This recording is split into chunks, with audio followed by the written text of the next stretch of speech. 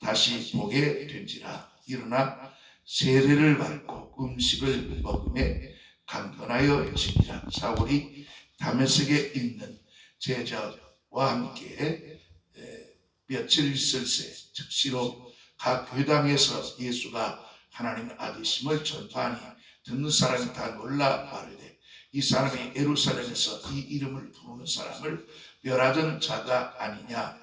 여기 온 것도 그들을 결박하여 대제사장들에게 끌어가고자 함이 아니냐더라.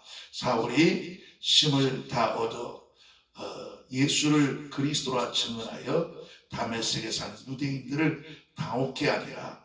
여러 날이 지남에 유대인들이 사울을 죽이기를 공모하더니 그 계교가 사울에게 알려집니다. 그들이 그를 죽이려고 밤낮으로 성문까지 지키거늘 그의 제자들이 밤에 사울을 강들에 담아 성벽에서 달아 내리니라. 아멘. 비록 바울이 이렇게 하나님 예수 믿는 그리스도인들을 잡아서 이렇게 정말 악질적인 그런 행위를 이렇게 했지만 결국 하나님께서 이 사울인 바울을 쓰시기 위해서 이렇게 부르시고 또 길 도상에서 사울을 볼 때 당신 누굽니까? 나는 네가 핍박하는 예수다. 이렇게 외친 그 음성에 이 사울은 충격을 받을 수밖에 없습니다. 왜냐하면 예수를 핍박한 적이 없어요. 사울은 교회를 핍박하고 성도들을 핍박했는데 바울에게 예수님이 말씀한 것은 네가 나를 핍박한 거다. 성도들을 핍박하고 그리스도를 핍박하는 것은 나를 핍박하는 거다. 이걸 아주 간결하게 이렇게 증거해 주는 것을 볼 수 있습니다. 그렇다면 오늘날도 주의 복음을 전하는 사람들을 핍박하는 것은 누구를 핍박하는 겁니까? 예수를 핍박하는 것과 똑같은 겁니다. 그래서 우리는 절대로 복음 전하는 사람들을 우리가 그 사람들을 위해서 기도하고 그리고 그 사람들이 대단한 하나님의 사역자들이고 종이라는 것을 우리 그리스도인들은 인정을 해야 됩니다. 성령 하나님의 역사는 예루살렘 마가의 다락방에서 시작이 되었습니다. 자, 하지만은 유대교회 이 유대교 사람들이 박해가 이제 박해 못 이겨 가지고 결국은 성도들이 예루살렘 바깥으로 쫓겨나는 이런 일이 벌어지게 됩니다. 기독교인들이 돌에 맞아 죽고 잡혀서 죽습니다. 어떻게 보면 정말 이상하기도 하죠. 왜가 이상하냐면 하나님이 성령 하나님을 보내주셨습니다. 그리고 하나님이 다스리시고 주관하시고 그리고 사도들과 성도들을 이렇게 그 기독교인들을 이렇게 성령 하나님이 없는 불신자들에게 또 성령 하나님이 없는 그 예루살렘의 유대인들에 의해서 그들은 하나님을 안 믿는 건 아니에요. 그들은 하나님을 구약의 하나님을 믿었지만 예수를 모르는 사람들입니다. 근데 이 사람들에 의해서 유대교에 의해서 쫓겨납니다. 자, 그러니까 예루살렘에 있는 기독교인들이 씨가 마를 정도. 왜냐하면 이 유대교가 계속 오랜 역사 속에 거의 아브람 때부터 시작해서 모세, 그러니까 한 2000년에 이런 장관 역사가 있었단 말입니다. 그 역사 속에서 결국 갑자기 복음을 통해서 예수가 십자가에 죽으시고 부활하셨다. 그리고 하늘에 가셨다. 자, 주님은 무덤에서 살아나신 분이다. 그래서 또 이런 역사, 그리고 바울이 그렇게 흉악하게 기독교를 핍박했는데 그 사람이 갑자기 돌변해서 변화된 모습에 놀라지 않을 수가 없다 이 말입니다. 그들은 그러니까 그것이 결국은 어떻게 문제로 나타나냐면 기독교인들을 용납하지 않는. 그래서 야, 성령 하나님이 약한가 보다. 아니 왜 유대인들 보다 그 유대교보다 신이 없는 거 아닌가 이렇게 생각할 수 있고, 왜 성령 하나님께서 저 유대교 저 핍박자들 하나 몰아내지 못하고 막아내지 못하는가 하고, 도리어 예수 믿는 사람들은 또 그 나름대로 아니 하나님 우리 지금 핍박당하고 있는 거 아시지 않습니까 하고 그들은 많은 의문을 가지게 되었다 그 말입니다. 그러나 우리가 알아야 합니다. 예수님께서 십자가에서 달려 죽으실 때도 사람들은 마태복음 27장 40절에 가로되 성전을 헐고 사흘에 짓는 자여, 네가 만일 하나님의 아들이거든 자기를 구원하고 십자가에서 내려오라. 도리어 십자가에서 내려오라고 예수님을 조롱했습니다. 예수님께서는 마태복음 14장에서 바다도 말씀으로 잠잠케 이렇게 하셨어요. 예수님은 무화과나무 앞에서 무화과나무에 가서 열매를 구했지만 열매가 없었습니다. 때가 아니었습니다. 그렇지만 오늘부터 너에게 이제 열매가 없으리라. 이렇게 그 말 한마디에 무화과나무가 말라서 죽어버리고 맙니다.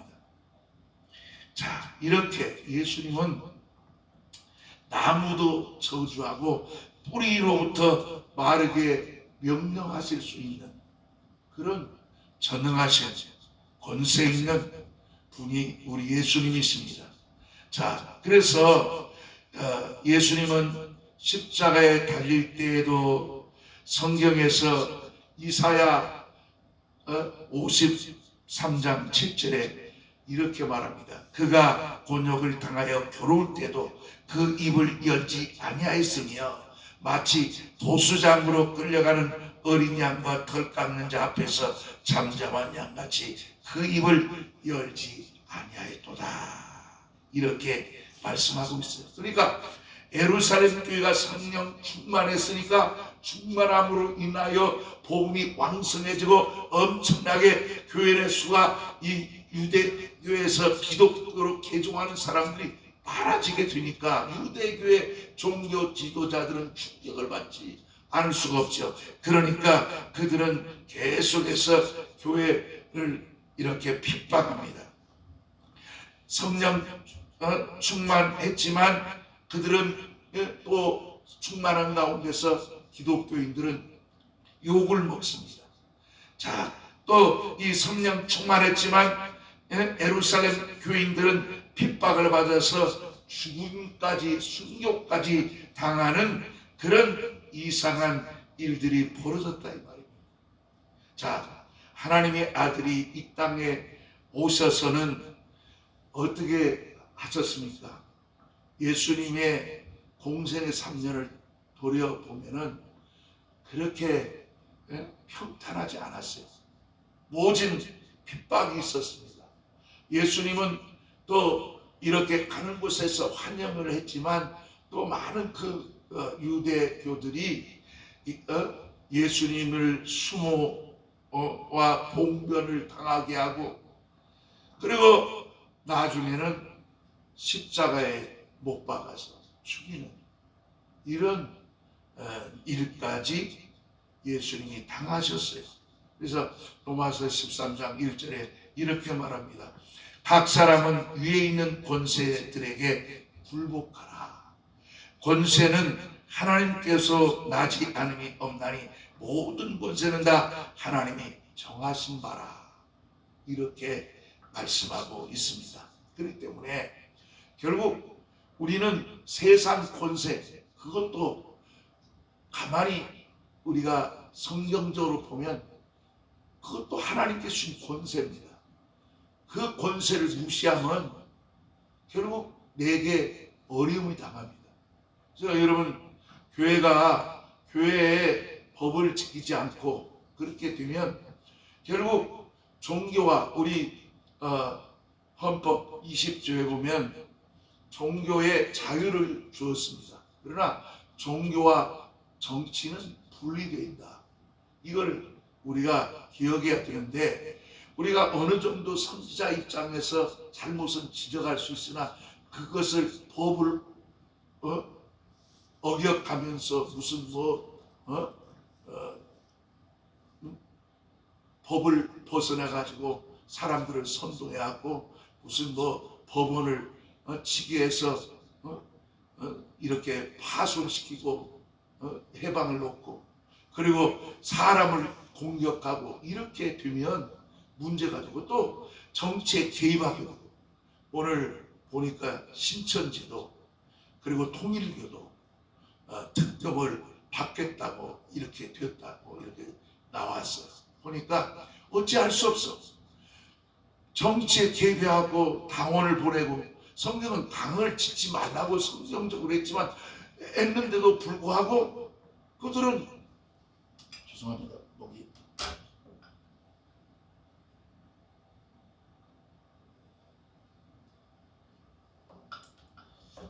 결국 그것은 하나님께 주신 권세를, 법을 어긴 거예요.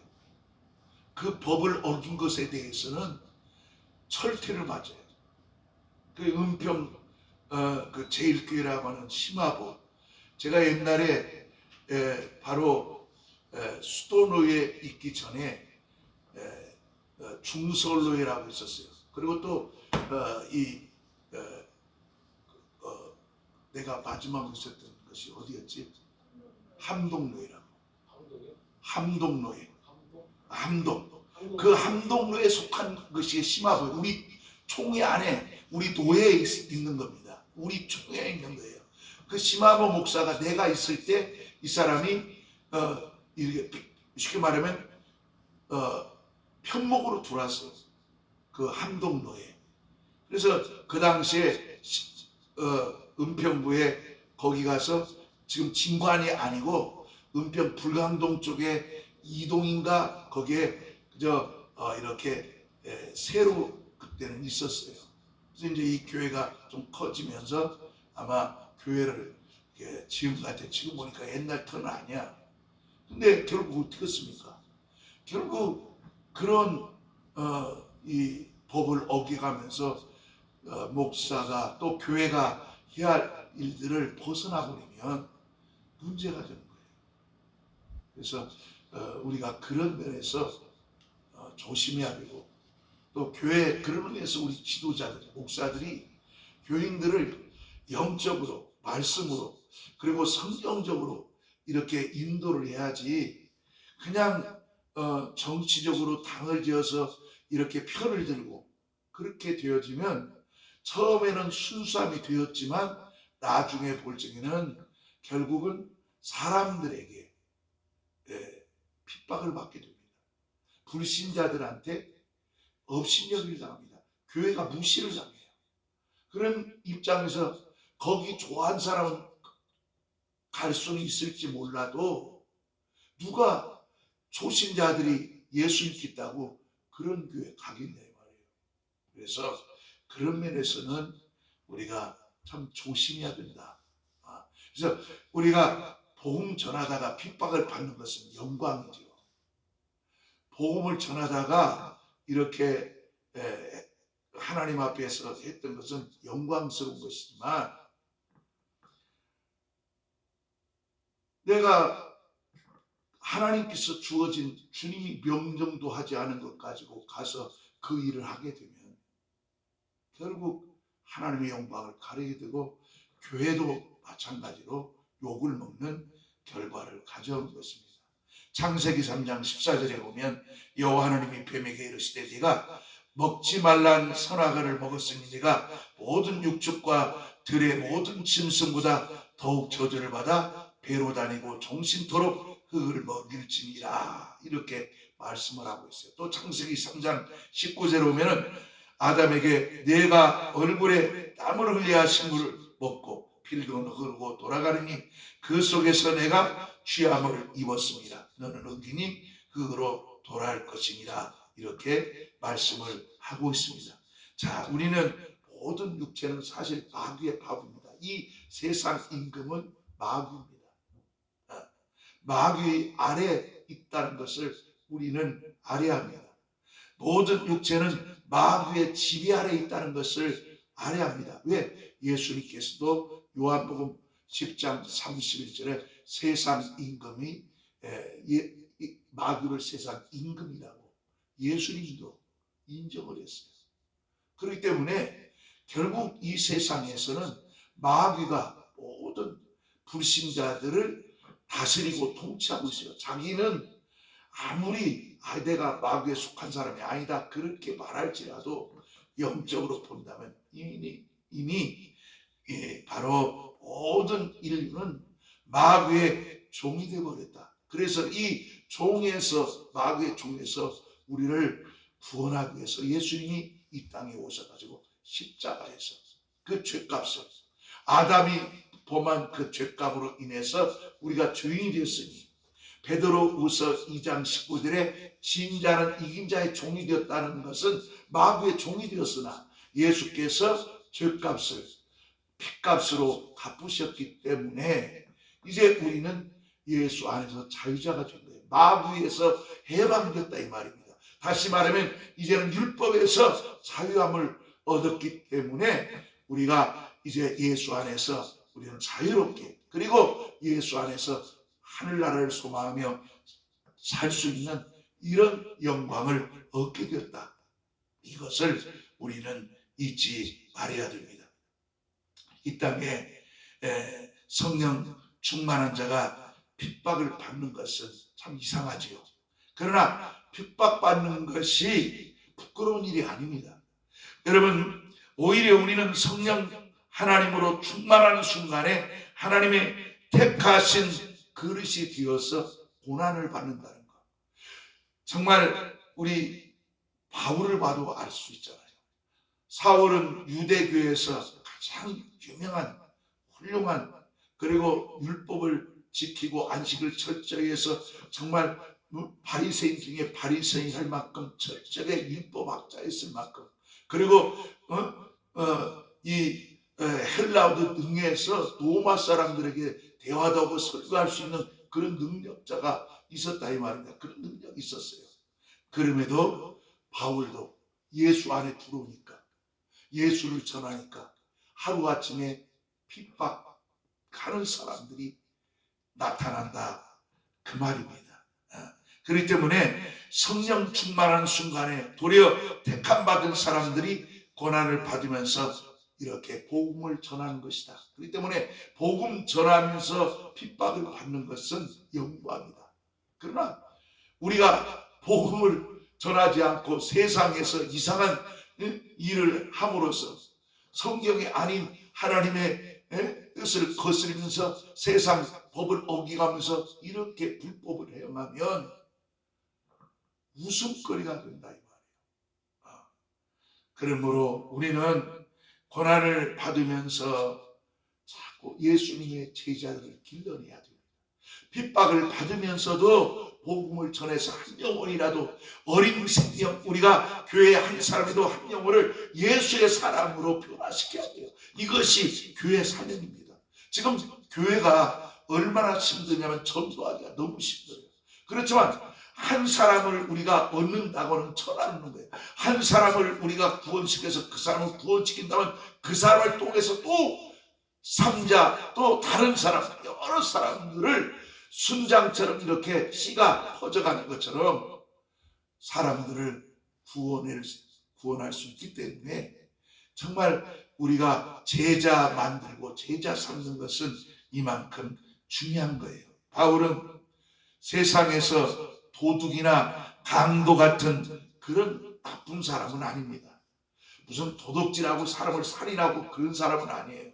다만 자기는 구약의 율법을 믿고 유대계 입장에서 그 예수 믿는 사람을 보니까 이것은 정말 말도 안 되는 그런 것이라고 생각해서 교회를 핍박했던 사람입니다.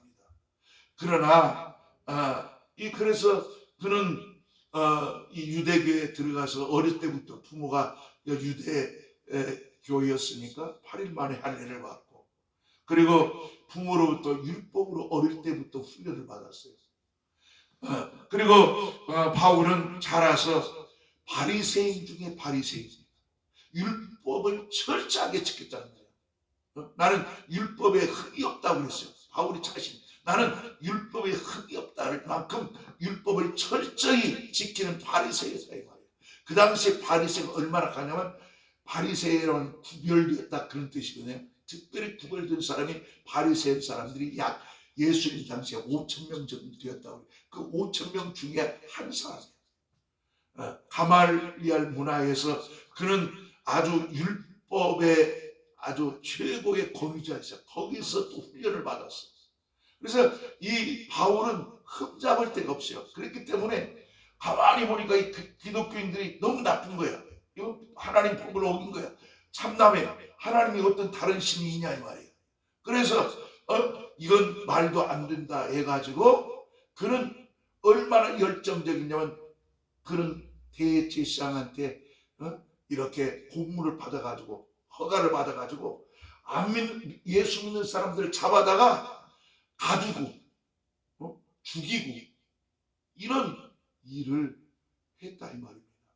그러니까 기독교의 입장에서 볼 적에는 바울 사도는 악질한 사람이에요. 악질이라는 말은 바꿀 수 없는 사람이에요. 고칠 수 없는 사람이에요.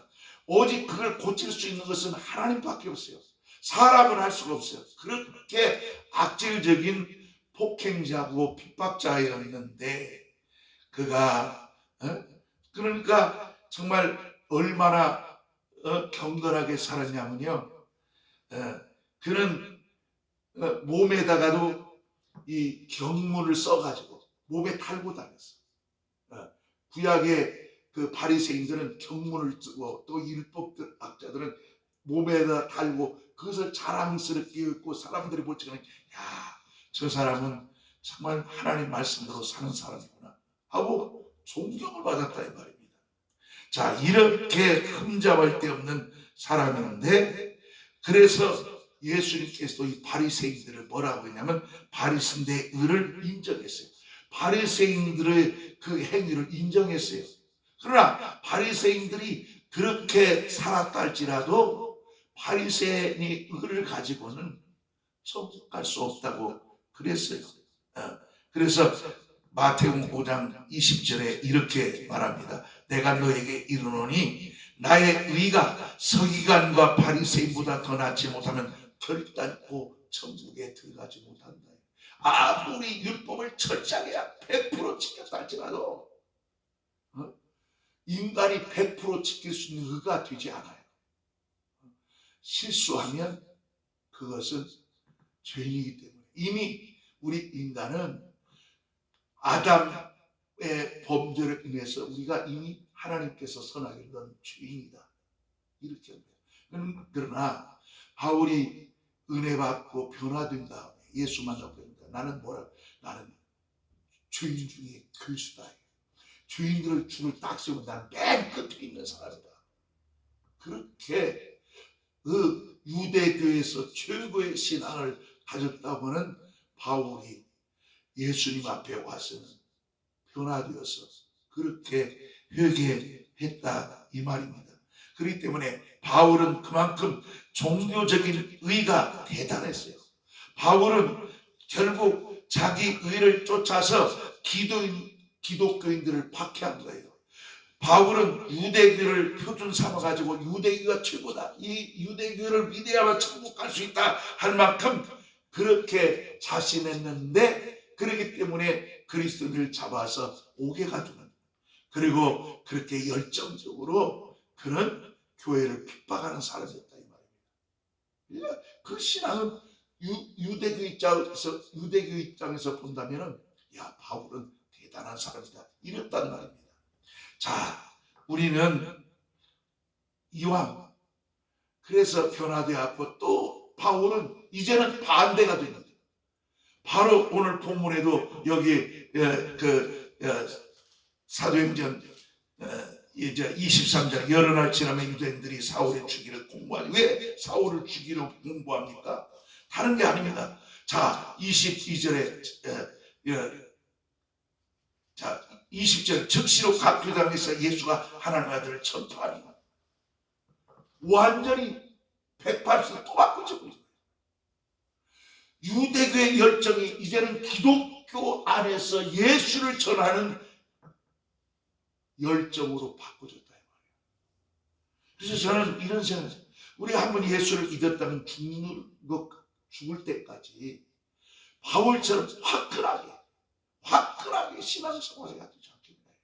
우리가 내일 죽더라도 오늘 죽더라도 우리가 죽는 그 순간까지 바울과 같이 어떤 정신으로 해야 되는가? 정말 열정적으로 욕을 먹더라도 비록 자기가 그렇기 때문에 스데반 집사를 죽일 때는 유대교 입장에서 바라보고 죄인하고 죽었지만 예수를 믿고 보니까 자기가 얼마나 큰 잘못을 저질렀던 것을 알기 때문에 이제는 자기도 스데반도 자기가 죽였는데 내가 그런 핍박을 당하면서 내가 핍박 안 받기를 원했다면 이건 말도 안 되는 거죠. 그러니까 바울은 핍박받을 것을 각오한 사람, 죽을 것을 각오한 사람입니다. 자기 생명을 조금도 아끼지 않겠다고 사도행전 20장 24절에 나는 달려갈 길 다 가고 내가 정말 내 몸을 정말 주님을 전하는 일에 있어서는 내 생명을 조금도 귀하게 여기지 않고 내가 주님을 위해서 충성을 다하리라 이렇게 고백할 만큼 그는 완전한 그리스도의 사역자로 변신했다 이 말입니다. 우리는 주 예수님의 그릇으로 부름을 받았으면 그릇이 달아가지고 그릇이 달아서 여러분 신혼집에는 그릇들이 깨끗해요. 그렇습니다. 이제 연륜이 지나서 오래 살다 보면 그릇들이 어떻습니까? 그릇들이 달아요. 모든 물건들이 닳고 답니다. 그렇지만 안 버려. 편하니까. 그리고 너무 오래 썼기 때문에 닳고 달하고 또 만약에 그게 무슨 고리가 빠지면 고쳐서라도 해서 안 되면 나중에 버릴지라도 이렇게 그릇이 닳아서 구멍이 날 때까지 주님 앞에 쓰임 받아야 된다. 우리는 정말 구멍이 날 때까지 사용되는 것처럼 우리가 그런 그릇이 되어야 된다.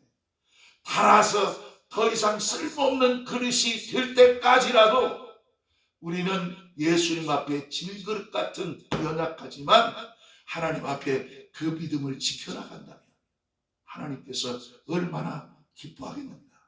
우리는 봉사자로서 교회에서 일한다면 처음부터 끝까지 일관적으로 그저 변함없이 내게 맡겨준 애랑교회 작은 직분 하나하나 이렇게 맡겨진 거 찬양으로 또 우리가 교회에서 해야 할 각자 일들이 다 달라요.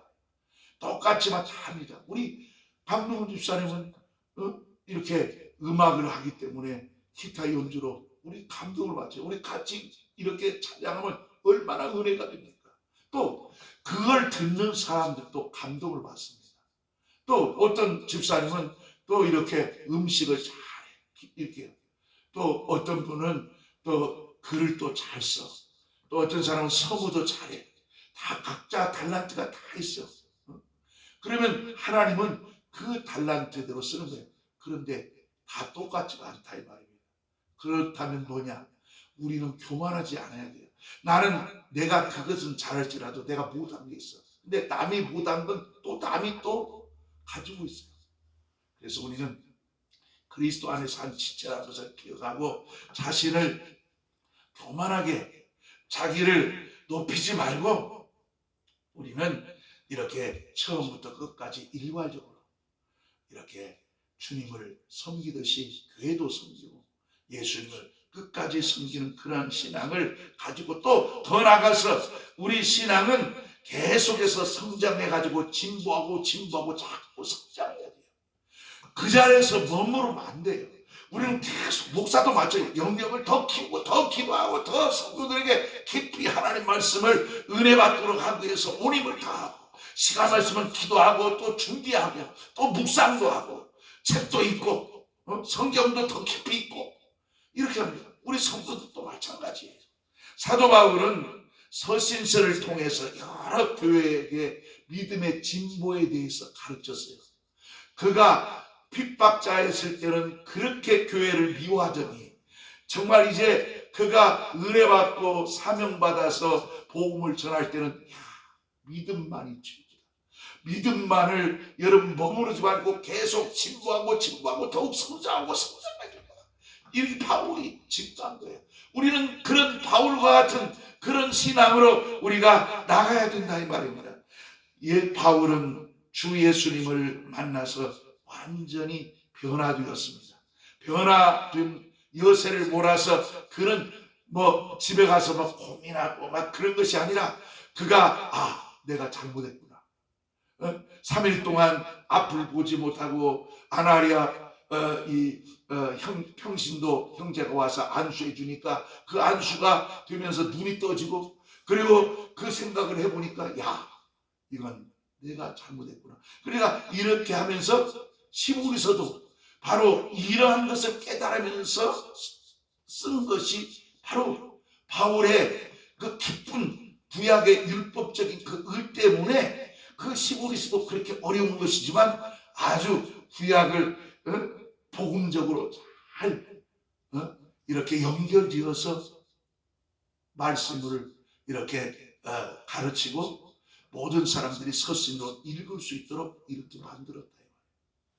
그래서 공동서신이라는 말은 뭐냐? 모든 바울 사도는 이제 교회마다 그 사람들에게 빌레몬, 디모데 이렇게 했지만 베드로전서나 야고보서나 시므리서 이런 유다서 이런 것은 어떻게 하냐? 요한 개인적으로 아니라 바로 모든 사람이 공동적으로 다 읽을 수 있어야 하고 살필 수 있도록 그렇게 해서 기록한 것이 바로 이 시므리서예요. 그래서 시므리서는 깊습니다. 깊이 영적으로. 그래서 구약과 신약을 잘 연결해요. 그래서 초신자들은 처음에는 그게 무슨 말인가? 성경을 잘 깊이 연구하지 못하고 성경의 깊이에 대해서 알지를 못하면 시므리서가 어려워요.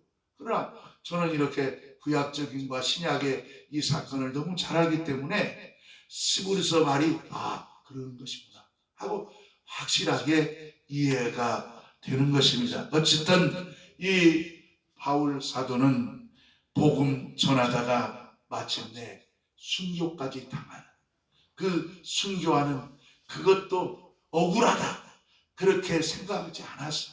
나는 바울 사도를 충분히 이해할 것 같아요. 왜? 나는 죽어도 싸. 내가 스데반 집사도 죽이는데 내가 같이 공모했는데 나는 스데반 집사가 그렇게 죽었고 그 젊은 그 일꾼을 내가 죽인데 같이 공모했으니 내가 그보다 더한 일을 해야 할 거 아니냐. 그러다가 내가 마지막 순교하는 것은 당연한 거 아니냐. 그는 억울하게 생각해서 영광스럽게 생각해서 나의 달려갈 길을 다가가고 하나님께서 나를 위해서 영광의 면류관을 의의 면류관을 예배하고 있다. 이렇게 말씀하면서 그는 절대로 자기 자신에 대해서 후회하지 않고 앞을 향해서 믿음으로 나갔던 바울 사도처럼 우리도 은혜 받은 후에 순교해서